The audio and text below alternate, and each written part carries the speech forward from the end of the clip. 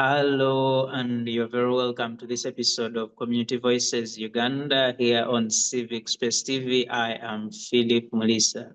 On this episode, we're having a conversation about two distinct but closely related topics, and one of them is an assessment of the countrywide PDM or Parish Development Model tours by the President of the Republic of Uganda, His Excellency Yoweri Kaguta Museveni, but also heading into what happened about 3 days ago, the National Resistance Movement Party primaries, and we're trying to make sense of what these are, what they mean, what actually happened, and indeed what they mean progressively for the country, Uganda, as we look into achieving the desirable development and progress as a nation. Now, joining me on that conversation is a panel of distinguished citizens of this country who are active in the leadership, active, but also following these events in the country as they happen. And indeed, they are going to help us understand what is happening in these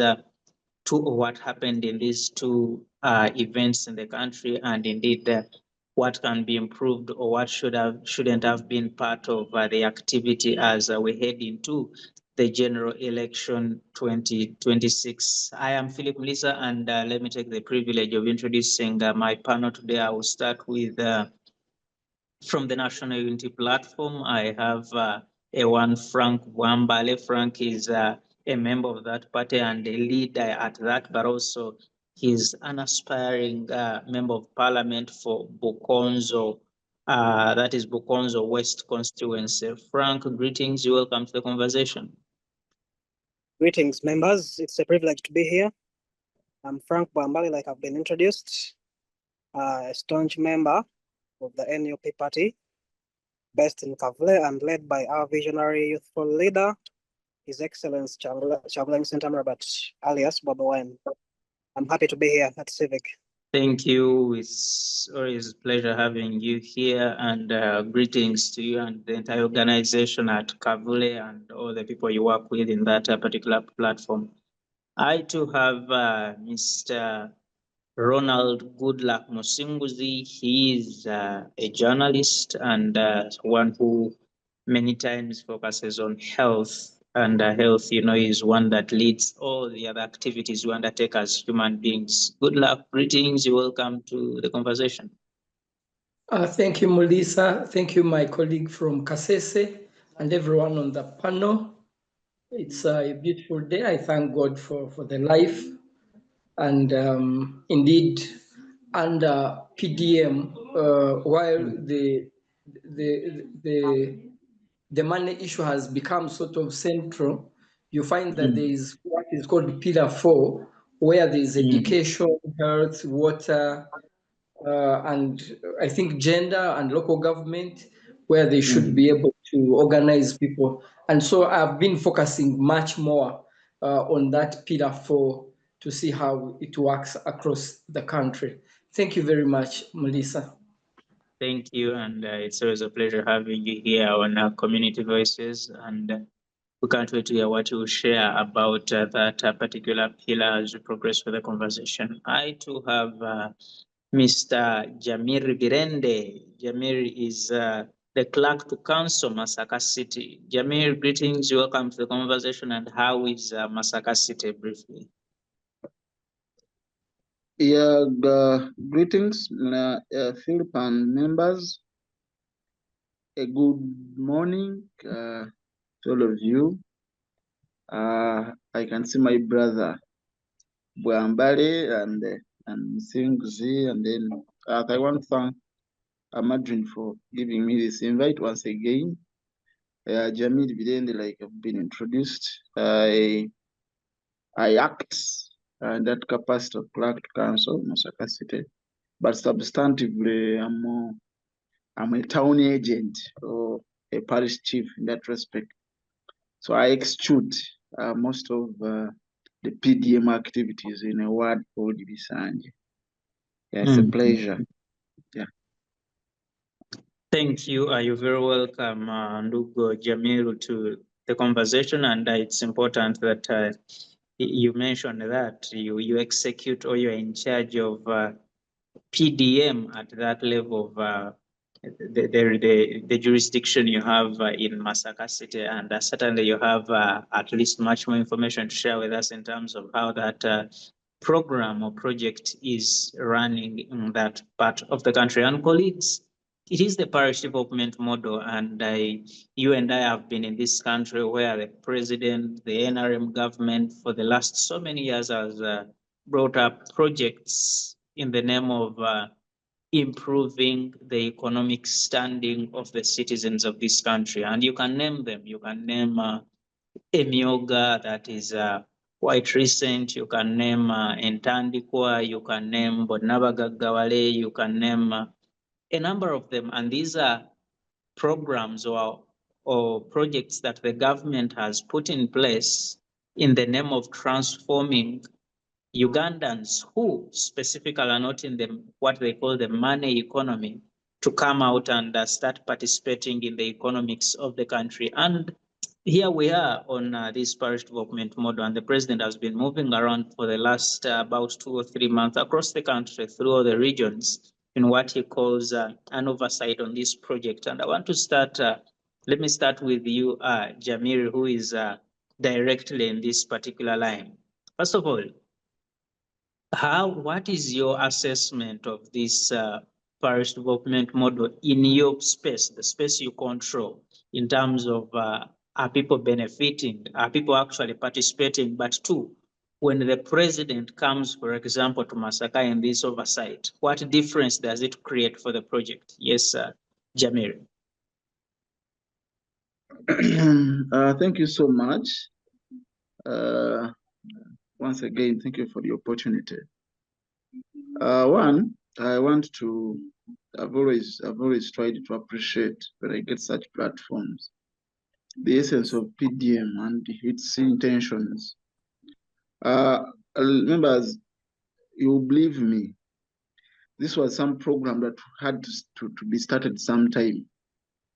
Yes, we realize in our communities, there are people who indeed are active as their knowledge, very active, but just do not have the opportunity, do not have access to even 500,000. So the essence of this PDM was to make sure such people who are hardworking, who are working on our farms, I mean farms for those who are somehow well off, these who at least have land, yes, but perhaps with how the agricultural sector has taken the route of, having at least some money in form of buying improved inputs, in form of buying fertilizers. Realize those people have the land, for example, but they just don't have that push, maybe to get improved seeds, or even get or buy fertilizers and the like. So the essence of this PDM was to make sure we identify such people, bring them on board, try to train them with, of course, using the extension officers that we have. They train them, and then they are given this 1 million, all right?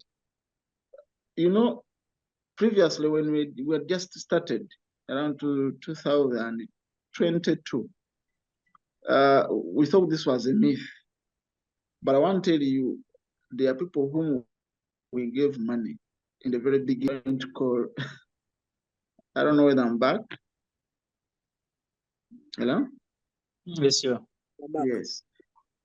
So these people who received in 2022 when the program just started, some of them who received money and were supervised well and monitored and had been trained, actually their lives have changed. Their yields have improved. You may not imagine that the hike or the hype in coffee production, for example, in Uganda, and specifically in Masaka, in my ward, for example, is attached to the 1M that these people received. And those that had well well-planned intentions of, you know, ensuring that they bought the fertilizers, they bought the fertilizers and applied them in their farms. This is why there is that general improvement in the cost production. Well, but of course that does not erase away some of the challenges therein. Whereas some people who actually enrolled with the program had other intentions. Some of the beneficiaries identified had challenges of fees for their children, you know. So at times, some of them actually did not put this money where it was intended to. But for those that invested as per their project proposals and business plans, these people have changed and they have generally improved. As regards to the presidential visits and monitoring, well, one thing you'll agree that this program entirely was his brain. Okay, we were there, maybe there must have been proposals, but this program in particular was championed by the president himself. So him coming to try to evaluate, of course, it must be having maybe political reasons, I don't know. But because this is a state and we are in the state and politics, that is inevitable, right? So it is very good for him to come and you know, and assess. It is also very true that indeed, like I've noted, that the program has well-intended goals and objectives, but that does not, you know, does not stop us, or does not like it is not a sure deal that, I mean, there are not evil things that are being done within the program. All right. Yes. So he comes to us to ascertain whether indeed there is some progress in the program, and also just as a checkup, even as the implementers, when you are aware, one time the president or someone or a minister will come, it helps in one way to make sure you try to implement as per the guidelines of the program. All right. Thank you so much, Birende, for that overview of how the project is. And certainly you mentioned that looking at the records, for example, from the people that first benefited from this money, you can see transformation and change in the communities. That's good information to hear. And certainly when you discuss the involvement of the president as the #1 propagator of the project, certainly it also makes a bit of sense in why he chose to be there. But I want to hear from you, Frank, and you hear Jamir here is telling us the project is generally a success, despite the few challenges that exist here and there. He tells us how people have actually benefited, and it was much more needed than we could even imagine. I want to pick your thoughts on this project, but to merging it with this presidential visits. And you hear he says, when the president knows that comes around, these officers know, oh, the president might come, so we have to do what we have to do. And I would imagine, given the very many layers of leadership we have in the country, the oversight and indeed trying to pick what is happening on ground can easily find the president at State House. What is the urgent need of him being on ground to monitor such a project everywhere in the country? Yes, Frank. Okay, thank you very much. I've heard from my colleague. First and foremost, the PDM, which is known as the Parish Development Model, it is one of the several initiatives that government has come up with to purportedly emancipate people from poverty. Actually, in my perspective, it is just more of old wine in new bottles, doing the same thing repeatedly. It is just mainly the name that is changing. Yeah, each tenure they are coming up with a different name. Now you don't even know what is going to come up in the aftermath of 2026. So it is more of a campaigning initiative to help the regime to consolidate itself in power by mocking the rural Ugandan people with table scraps or peanuts of the national budget, I should say. This colleague launched it in Chibuku district on February 22nd in 2022. whereby Mr. Museveni by then thought he would use it as a poverty alleviation tool, aiming at transforming the people from the rural stroke subsistence production to the money economy. That was the core agenda. But from look of things, PDM has failed to meet its core objectives, its core agenda for which it was established. Because when you look around several districts all over the country, at least there's one key factor one key element that is identical, that cuts across. And this is even reflecting in these most recent visits, whereby even the beneficiaries of the same project are decrying a span of challenges. For instance, accessing that money itself is a tug of war. It's a thorny walk, you know. The chiefs who are in charge of disbursing these funds are also asking for a share of it. A circle which is supposed to get 1 million, for instance, you find that the person in charge is telling you he's taking 40% of the money, and in some instances, 50% of the money. So you find the targeted beneficiary. Frank, are those verifiable claims? Because when you say people are asking for 40%, 50%, that is a very huge part of what should be the development money for that particular individual or the circle at that level. Yeah, people have confessed to the president himself in his most recent tours.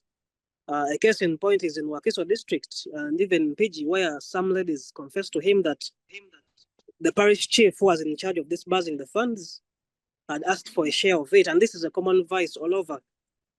And for this, you might even agree with me that wherever the president has done his oversight, he has ended up instructing the State House Anti-Corruption Unit to make some arrests of local government officials who are indulging in endemic corruption. You get. So the PDM has actually failed to achieve its core mandate, largely due to endemic corruption, which has eaten into it.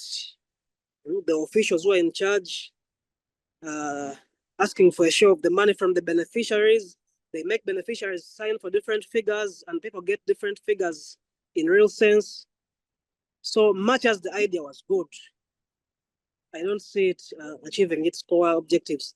Then secondly, PDM is not realistic in a sense that you find that a sparsely populated parish, for instance, let's say in Wakiso, gets the same budgeting as, sorry, I beg your pardon, a sparsely populated population, like let's say in Karamoja region, gets the same budget with a densely populated area like Wakiso. Each of these two parishes, respectively, is budgeted with 100 million shillings, for example. So you find yourself that you find that the people who are supposed to even benefit more from this project are actually not getting the money because of the demographics, the population demographics, which are variant. You can't convince me that people in Karamoja getting the same budget prospects like the ones of Wakiso. So it doesn't really make sense at all. And again, you are the people that people are asking government to treat everyone equally, and government is trying to treat every part of the country equal by giving equal money. So why should that be a problem? It should be a problem in the sense that these people who are in densely populated areas, vis-a-vis their costs of living, you find that they actually deserve even more than what their colleagues in rural areas are getting. So this is one area where the regime should actually make some revisions, because the cost of living within Wakiso can't be the same with those in the Karamoja region. Then lastly, why now? Why is the president doing these campaigns right now? And this is obviously political. He's trying to use it as a tool to consolidate himself in power and make his presence felt. Why am I saying this PDM is political?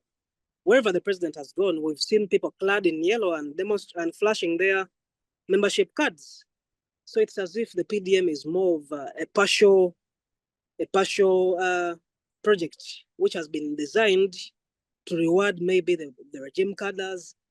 Because, for instance, me on my side of NUP, I've not seen any member of the opposition benefiting from this same initiative. It's more of rewarding to the colleagues on the yellow side, because even the LC. All right, thank you. Okay. All right, thank you so much, Frank, for that. And you raise concerns, and good luck. You hear that, and I wanted to specifically ask you about those very points. One of them is the fact that wherever you've seen these tours, for example, people are just in yellow and dancing NRM and endorsing people and chanting party slogans. And very many people have come out to say, oh, is this a national oversight activity, or it is rather a political party for the NRM to just continue do alley campaigns and go out and meet their people? And Frank has called it a gift to party cadres. And I wanted to hear your thoughts on that, but also looking at how the timing, we are heading into the election. Nominations have had, the Electoral Commission has just announced that the nomination for presidential candidates has been shifted from October to September. That brings it closer. And then, of course, you have one political party that is everywhere already, but two, when you look at these rallies and where the president is, even in areas where you know there are opposition leaders in office, you don't see them on these oversight tours. You don't see, for example, members of the civil society on these. It is just President Museveni and the NRM. I want to hear your thoughts on that, and indeed what you think generally can be done to improve this particular project. To me? Yes, sir. Okay, thank you very much. I've listened to my colleagues. I think as a media person, I want to take everyone back when COVID-19 hit us across the world. And as we started getting out, the question was that everybody had been home. Economies had collapsed. It has never happened across the world, freezing the whole world, and nothing was moving. And if you can remember, there was that initiative of giving food in the urban centers. It also issues. Then after, you remember the Prime Minister Nabanja trying to give money, was it 100,000 on the phones? And these are things that were being criticized, and people are saying this is not representative. And therefore, PDM is born sort of out of that get part of the money of that is collected in the consolidated fund. Let people be able to raise some capital to get out of themselves from the ashes of COVID-19. For me, that's where I would want to focus, because there's no way you could say they give a Melissa, they give a Madrin, they give a good luck who is in the city, and then they forget everyone. So whatever mode they came up with, here we are. But for me, from also what I understand is that not all of us qualify for this money. For example, me, I don't think I would go for the money. If they call me, well and good, but there is a certain group of people who, if you know your income, if you are in the money economy, you are not supposed to be there. And the other thing also what people have not picked is that you could hear that we have 60 to 70% of our population who produce, and they don't go to the markets. They don't look at the things that they produce that they can make money for them. So at the end of it all, coupled with how many people pay taxes, that you have less than 3 million people who pay taxes, who carry the burden of 45 to 50 million people. And therefore, at the end of it all, when you hear for the first time in history that everyone in the village had to go and register for a team, that's a tax identification number. And therefore, there are other things that will eventually come, because now they have your TIN number, they have your what, they're able to monitor your income. Somehow the data, because there's what they call GDP to tax. How many people are you taxing? Vis-a-vis, why do you put a burden on Melissa to be the only one? You squeeze blood out of a stone, until it collapse. And yet there are these guys here who want roads and all that kind of things, schools, health centers, but they don't want to do what? To pay. Now, I wanted to give that background. For me, that's my understanding, that this something comes, it's a bank at the parish, by the time it is, and I think it's coming to an end at some point, because they were suggesting you have 500 million in a parish, then that money should be able to revolve around. And remember, and I hope the parish chief, the clerk council will tell us, is that when you are getting it, people from the village are the ones who signed for you, meaning that money is not for anybody. It is those people will come to your place. And indeed, like the person in Kasese said, we have seen court cases, people are in court. Now, as to why this time, definitely, I don't think maybe there would have been any other time. Whoever starts something, maybe will always take advantage of it. And for me, that one, I can never. It's like if you say, why are you born in Uganda, or why at this time? I mean, if you are born in the desert, so sorry for you. Of course, my biggest challenge is one. Has the opposition embraced the project? Because from start, you start hitting it. And definitely when they come, I don't think you can appear. And indeed, it's true that you can see the president he's penetrating deep. For example, where I am today, he's visiting.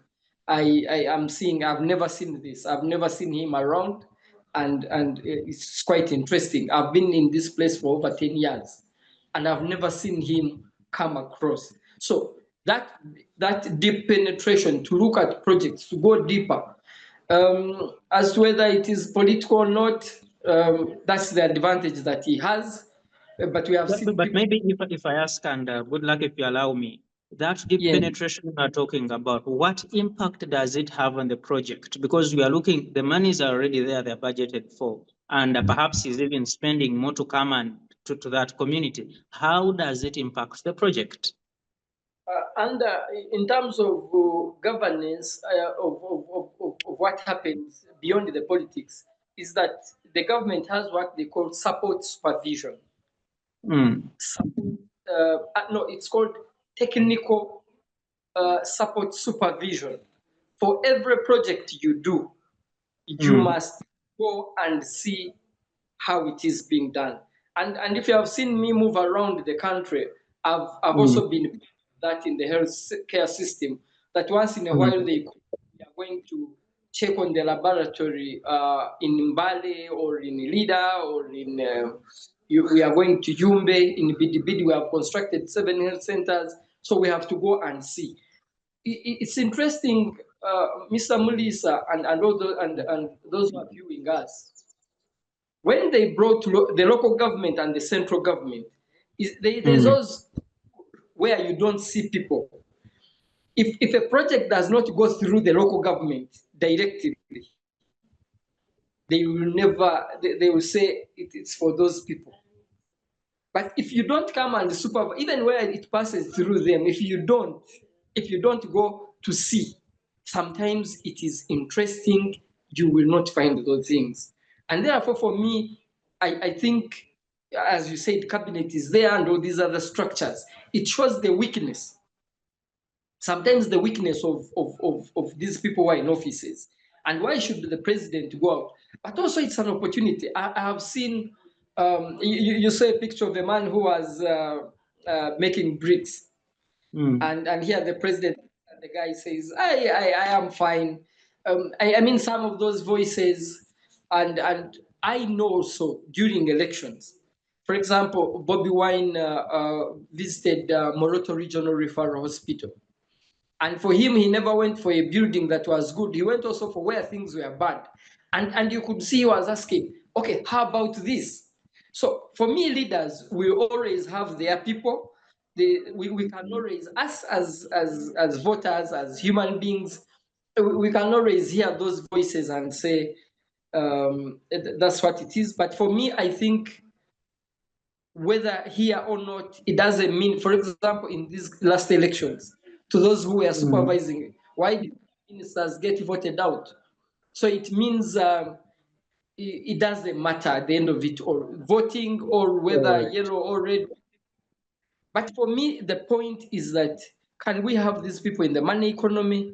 Can we, and also 3 trillion, Melissa, lastly as I end, you have a ministry that has a budget of 3 trillion, for example, a year.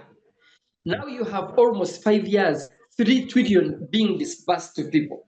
I mean, for me, balancing that, but is not. Why should the technical people be the only ones to touch the money? I think if I mean, we're in media. If we also were given some grant and I also go and buy a camera of 50 million, I would also be happy. But since maybe the target is not mine at that level, I will not really feel bad about those who got. And the payment system, when it comes, those who ate the money, they should know, hope they will not disturb relatives that, you know, good luck, they are taking me, pay for me, and all that. Thank you very much. Thank you so much for those thoughts around this project. Good luck, and it's very important. One of the things you ask is about the ministers and the other leaders, and you say, why are they not voted out? And that is the conversation we'll have in the next about 3 minutes after the reaction from Jamir here. And Jamir, I want to hear you on 2 things. You've heard that people are complaining. The first complaint was that you people ask these people to leave 40% at your desk before you hand over the 60%. But 2, in other places, even people are taking 100%. Money doesn't come. And even in others, we've had, for example, it was reported in the Daily Monitor that you have regions where one person received money 20 times. You have places where, in the other project, Semioga, you find 100 circles that do not exist, but there are accounts where money was put for those circles. And I want to hear your response to that. Is that happening, for example, in Masaka? But 2, how are you handling some of those challenges in the implementation of the project? Yes, Jamil. Well, thank you so much. I want to appreciate the submissions from my colleagues. You know, one truth is, when this program was coming, and actually during the first disbursement, there were a number of some of those challenges. But over time, the program has kept on being improved in the implementation, for example. This is the process.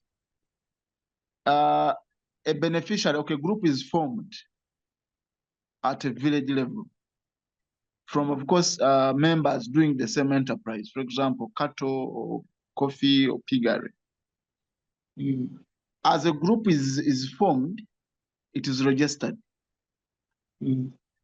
From that particular group, for example, of between 10 to 30 members sit, of course, after informing them that, you know, as per this quarter financial year, what we have currently on our account is 100 million.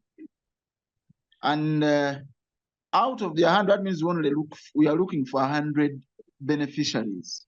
You remember, with the latest modification in the program, each individual gets 1 million, not as it used to be. Because in the very beginning, we would apportion these monies depending on the need and the availability of the funds. But then over time, it is now 1 million. So we task the individual group members to identify from amongst themselves those that are needed, yes? And so those ones that are identified are the ones recommended. But then it doesn't stop at that. There is what we call the PDM loans committee. The loans committee comes and vets the preparedness of that beneficiary. They make a recommendation to the circle, and then after the circle, now it is incorporated in a sense that your ID must correspond with your registered names. For example, you're currently using Wendy. All right. I'm trying to erase or to challenge the allegation that someone you can bargain and say out of 1 million. Hello, am I back? Yes. Yes, you are. So you help this person to apply on the system. Of course, some of them are illiterates. They don't have the expertise. So the parish chief does it, or any other person as chosen by the circle board. So this person goes ahead and signs all the others on the system. Everything is system generated. And so even the payment is made directly right from the bank to someone's phone. Now, except if a beneficiary is not that needy, that maybe somewhere, somehow, there was a waiver done to him. That's when maybe you can think of bargaining.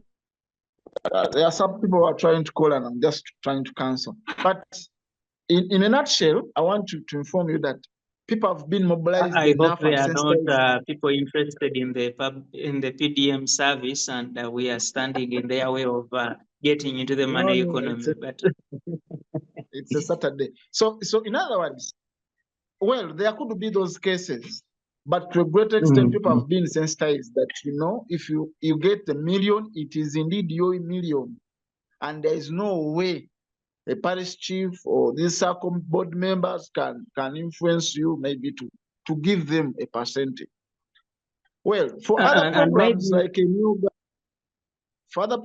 Emyoga, I may not really rule out that fact. yes, and But for the final PDM one I in want to particular, ask you on this particular project, the PDM is because we understand the money is supposed to stay in the parish. So after giving out this money, do you have a mechanism of continuing to visit these people and check on how they are implementing on the projects they submitted, or even the success or failure of the particular projects? surely that is done. It is done on a monthly basis. For example, for town agents, we must have monitoring reports, all right, that are supposed to be done on a monthly basis and submitted at a quarterly basis. So that is done. And also, besides the town agents and the technical persons, there is a focal person per district who also does that oversight. And also, the office of the RCC, the RDCs, those are actually doing this quarterly monitoring. So in other words, as I conclude, this program is yielding. For example, for the Masaka case, people are really getting in the money economy. For us in Masaka, have embraced coffee farming, piggery, and poultry. We are specializing in those or prioritizing those sectors in those sectors or enterprises. And I want to tell you, those who have invested wisely in that program are indeed changing, and the dream of getting most of our people in the money economy is being realized. Thank you. Thank you so much, Birende, City Agent Birende Jamil, for that. And I think you give us a bit of optimism about this project in terms of especially the bit of monitoring, even after giving out the money and having those reports done to make sure there is progress in the project. That is very good, and I commend it. And colleagues, I know we can talk a lot about the PDM, but quickly I want us to make a reaction on the National Resistance Movement primaries that happened just 3 days ago in the country. And we saw, apart from the presidency level, we had elections for members of parliament who want to contest on the National Resistance Movement ticket. We had people in the different levels of leadership. And I want to quickly hear your thoughts, because a lot has been said about this particular election. And Frank, I want to start with you, who is an opposite of the NRM. From what you observed, and you've seen, of course, there good luck here was telling us why are some of those people not voted out. We saw in the primaries that many top leaders in the NRM were voted out, from the level of ministers to MPs that have been there for very many years, and a couple of them were voted out. I want to hear your reaction as a person who is opposite the NRM, that is the NUP, trying to compete directly with NRM. What's your reaction to the primaries, and do you think you now have a stronger candidate to stand against, or actually the NRM is now giving you opportunity to take on leadership? All right. First and foremost, having primaries was one good way of exposing some of the things we've been talking about in the general elections. For instance, I was delighted to see that some of the incumbents also had to cry about the vote rigging, the electoral malpractice, which we You had are a been talking about. sadist. Why do you cry in people's pain? No, at least, when someone experiences what others go through, it helps them to understand the reality of what has been talked about over and over again. Time and again, we've always told these people that we've been having elections. But some of our candidates have been winning. For instance, in Kayunga by-election, we won. The LC5 by-election, Arit Nakweda won. Another individual was declared. And of late, I've seen some quotation from the Minister Kahindo Tafire saying, being voted is one thing, but to be declared is another.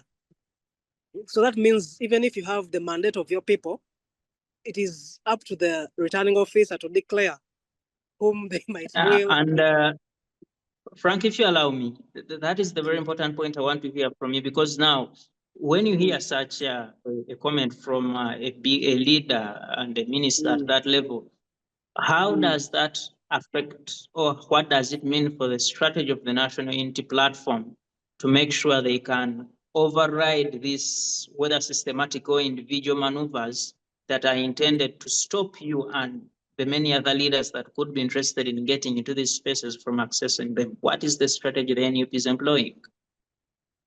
Our strategy is clearly the protest vote. The protest vote in a sense that we are going to an election just to awaken and mobilize and sensitize our masses. This regime itself is a product of a bad election in 1980. You saw the real reason why the president, General Museveni, and his troops went to the bush was because they were contesting a very bad election. So we use these elections as an opportunity to charge our people such that they have collective anger, collective frustrations, to use constitutional means. For us, we don't want to take the path that these colleagues of ours took. We just want to ride on the wheel of the people, the masses, mobilize the masses and bring them onto the streets to demand for what rightfully belongs to them. An election is supposed to be the voice of the masses. So when that voice is usurped by those in power, it will charge us and, energize us and give us. If I understand that well, when you say you want to mobilize the masses and bring them to the streets to demand that belongs to them, are you referring to one way or the other, that if what you imagine should come out of the election doesn't happen, then we should expect some demonstrations, some protests from the side of the National Unity Platform? Peaceful demonstrations, which will involve picketing, the sit-downs. Okay, back to the lessons you were telling me from the NRM election. I've learned that even those who have been in power have experienced the pain that we've been talking about. At least we are now able to see that people can win. For instance, the queues were obviously in his favor. People lined up behind him, but by the time the results were declared, late in the night at 4 a.m., it was a different candidate being declared as a winner. Yet the victory was obviously in favor of Sechkubo. And lastly, An important lesson that we can draw from these primaries is the fact that the NRM regime is very determined to use the most extreme means to keep itself in power. For instance, we saw in the cattle corridor districts, civilians being armed. People had pistols. It's as if we're in a state of anarchy. Candidates slapping men in uniform. You saw DPCs being slapped by candidates with impunity because nothing would be done to them. So this is the lawlessness that we are trying to contest collectively as the people of Uganda. We want a country that is functional, a country that has working systems for all, a country of equity and a country of fairness. And also, as I conclude, please, the primaries have also helped us to see that the NRM is back to the class of people it used to despise. Previously, they were saying ghetto youths are useless, they are wasted, and stuff like that. But we are seeing in Kampala, in urban areas, for instance, Kampala, they are riding on the popularity and support of those young boys and actually turning them into wrong elements against the society. So on the other hand, it is a credit. Maybe where I can credit the NRM is one thing, that the youth in the NRM are trying to embrace our call of doing away with the old guard leaders and pave a path for a new breed of leaders, which is a credit in my view. I thank you. All right, thank you so much, Frank, for that reaction to the NRM primaries. And good luck. I want to hear from you. First of all, like you heard, he mentioned Sech Kubo, and there's a lot of people that are in disagreement with the outcomes of the election. First of all, how do you think the NRM can progressively manage these contestations between members of the party so that they do not lose out on some of the membership and indeed the election in 2026? But two, what lessons are there from this election for 2026 so that we have a better election than 2021 or even the other elections we've had previously? Yes, good luck. That by individuals. I don't know, your volume has gone a bit very low. I don't know if you can improve it. Okay, I was saying, am I a bit better? Yes, that's better. I was saying that the level of investment done in the 72,000 polling stations is so much, so big, that you find in some places really a lot of money, a lot of billboards, radio adverts, this bearing, whatever, moving house to house, preaching the gospel of NRM. And I think for me, that one makes NRM rejuvenate itself. And why you see sometimes it's a matter of life and death is that people know it was done on 17th. On 12th, on 14th, because if the campaigns are ending on 12th, it's most likely 13th to be a free day. On the 14th, if we are going to vote on 14th January, I can tell you the decision will have been made on 17th of this month.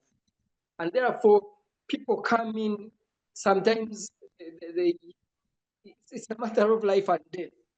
For example, and I know Madrin could have seen this, some of these videos, for example, that came out of our place in Rwanda district. I mean, gunshots. I don't know if I was there. I don't know what I would have done. But I saw people, trying to enter grass. You're so big, but you're trying to go, for swallow you.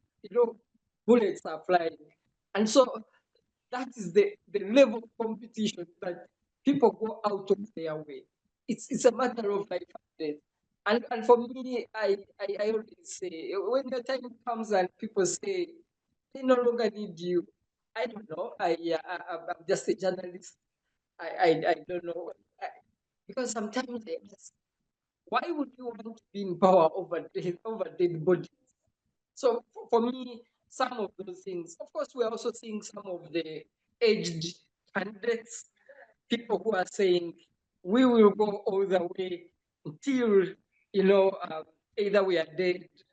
So that is the power of an organized, and therefore the other parties, they still have a long way in terms of getting people to invest in them. And therefore, 2020, question you have asked, for me, I want to say I've been around, I've covered some of these things.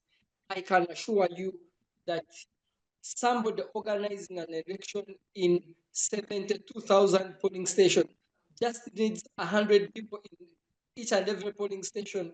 They will be having 7 million votes, and I can assure you the next president can be a guess anyone who can hear that.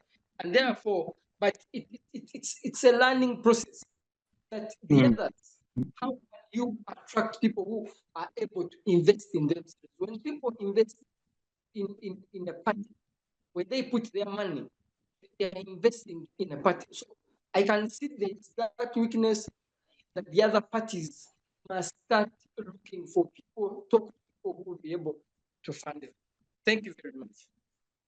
Thank you so much. Good luck for that. And Birende, I know as a public servant, maybe you might not want to enter the politics so much, but I want to hear what lessons can we draw from this sort of experience to make our forthcoming election better for the people of Uganda? Just briefly, without going into a lot of the political talk. Yes, Jamil.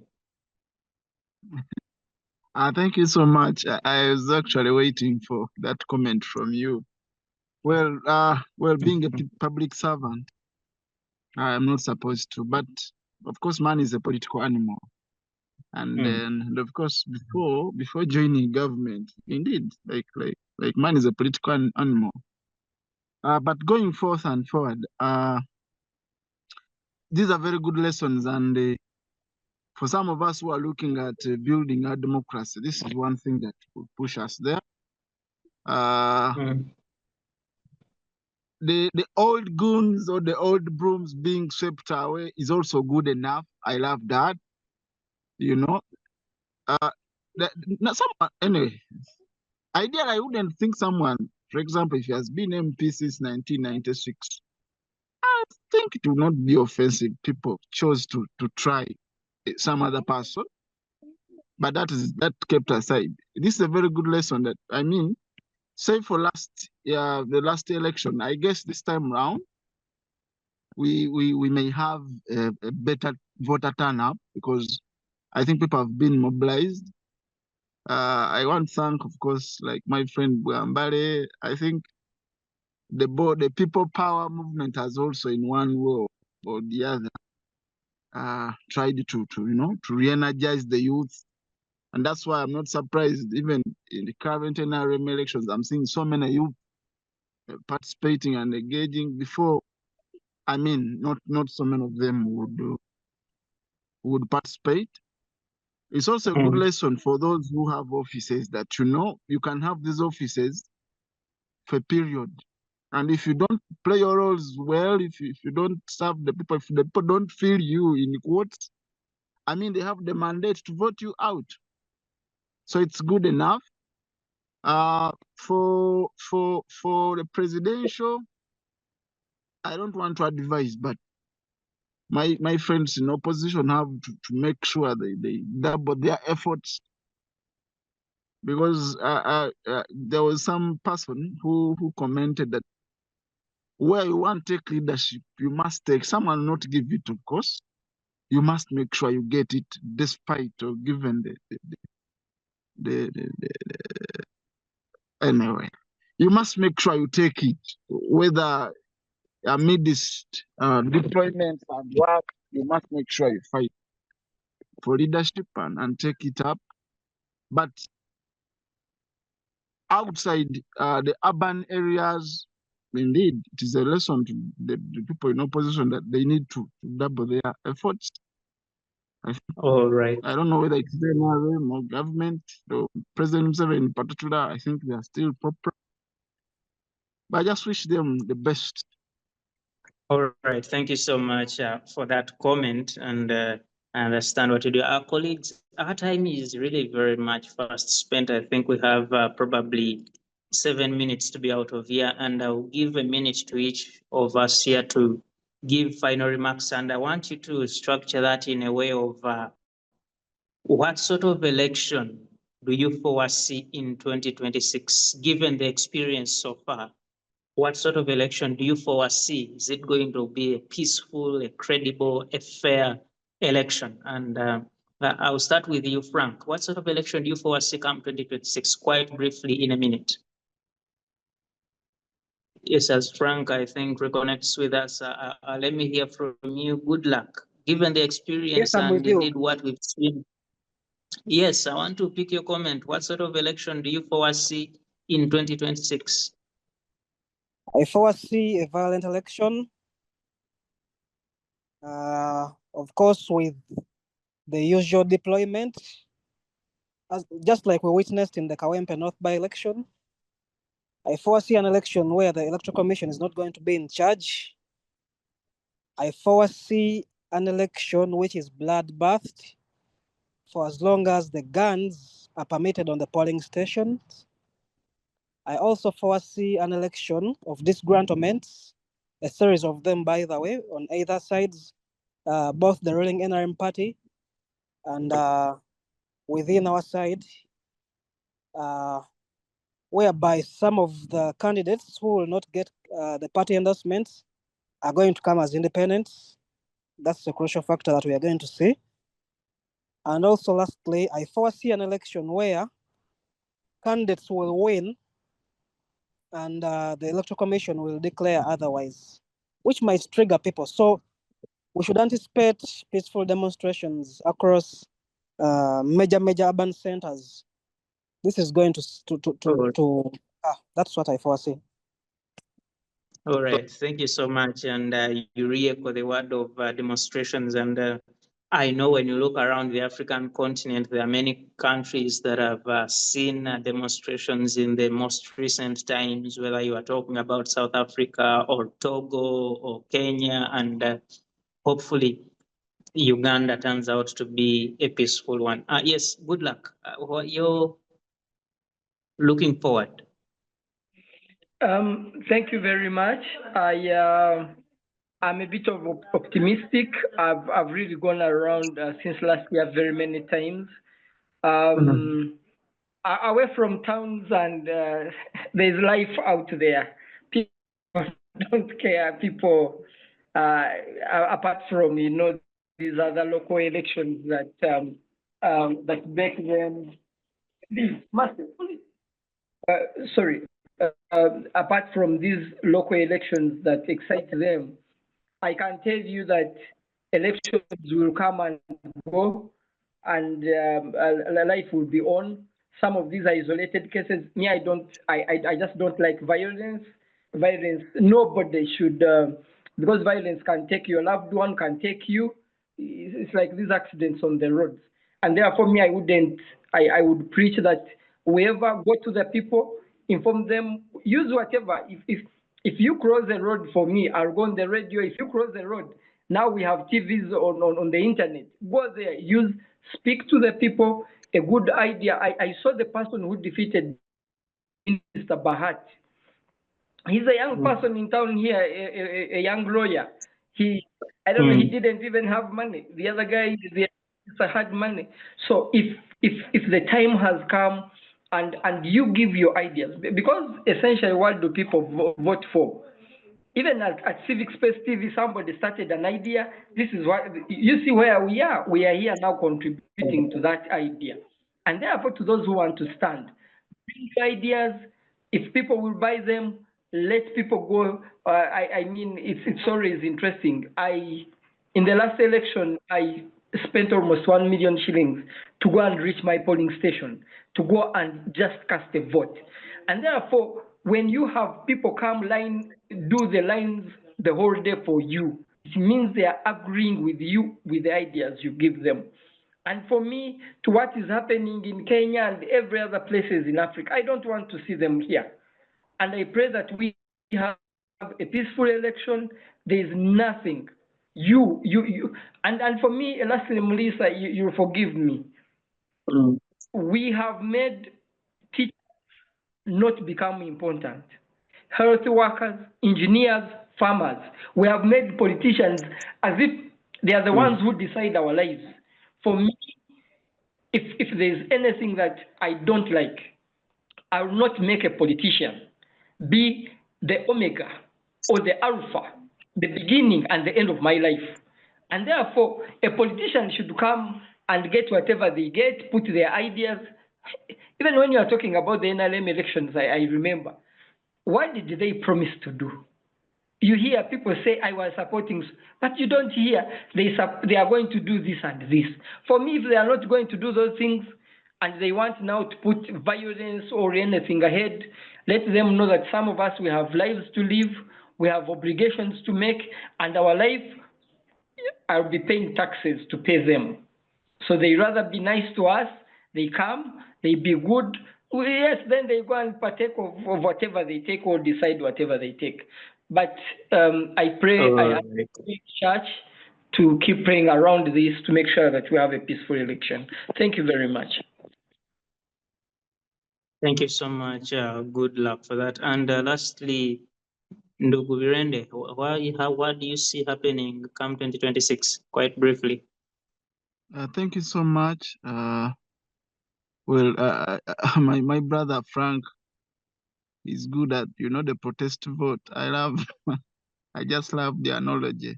But I see a more inclusive election because I think the sensitization has been done by the current political parties around, NRM. So I see a more inclusive election. I see a situation where all the goons will be voted out, and the youth are taking a center stage in the election, save for the president. But I also see a more divided opposition, and so I'll not be surprised if opposition gets lesser seats, for example, in parliament, because there are no signs of a unified opposition. So I see NRM may take advantage of that. I'm also observing that we may have more presidential aspirants in this. Yeah, but generally, I think the status is most likely going to remain. I also predict, if not with the contribution of the parish development model, where our people think the PDM is inclined to one person, the president, I see him get more votes, especially in central Uganda, where he did not get, or central region. That contribution of PDM cannot be left out there. It may contribute greatly to the big man's success. Thank you. The contribution of the parish development model to driving President Museveni back into State House. Mr. Virende Jamir, the clerk to Council Masaka City, thank you so much for your thoughts and indeed for making time for the conversation today. Mr. Goodluck Ronald Musinguzi, thank you so much for your thoughts and for making time for the conversation today. And Frank Wambale here from the National Unity Platform, thank you so much for your thoughts and for making time for the conversation today. And special thanks to our viewers here on Civic Space TV and indeed Community Voices. Thank you so much for always being with us. We appreciate you, and indeed we look forward to always making sure we have a contribution to put out there for you to consume. Special thanks to the technical team, and special thanks to the Center for Constitutional Governance and all our other partners for always making a contribution to make sure this is in place, and indeed we keep adding our voices and indeed building on this beautiful country, Uganda. I am Philip Mlisa, and let me say, may you all have freedom always.